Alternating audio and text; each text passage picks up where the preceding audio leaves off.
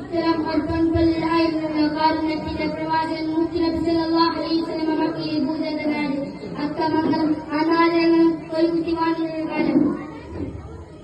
പിറന്നു വീണ കുഞ്ഞ് പെൺകുഞ്ഞായാൽ മാതാപിതാക്കളുടെ മുഖഭാവമാകയായി. സന്തോഷത്തിന്റെ പൂമാലകൾ കലിയേണ്ട ദുഃഖസംഗമായി. കുഞ്ഞുമോളുടെ ആഘോഷരീയം ജീവനോട് കുഴിച്ചുകൊള്ളുകയായി. ചരിത്രമെന്നാൽ വിശേഷിക്കപ്പെട്ട കാലം.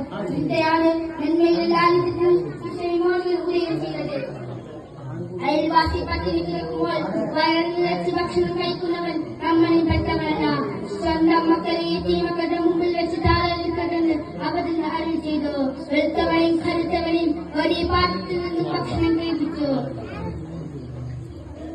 നിങ്ങൾ സമൂഹത്തിന്റെ ശാപമായി കണ്ടിരുന്ന കാലത്ത് നിങ്ങളില്ലാത്ത മൂല്യങ്ങൾ കാണാത്തത് അത് സ്വാധീനം പെണ്ണാണെന്ന് പ്രഖ്യാപിച്ചു. അങ്ങനെയുള്ള നേതാവിന്റെ അന്യായങ്ങളാണെന്ന് നാം അഭിമാനപ്പെടണം.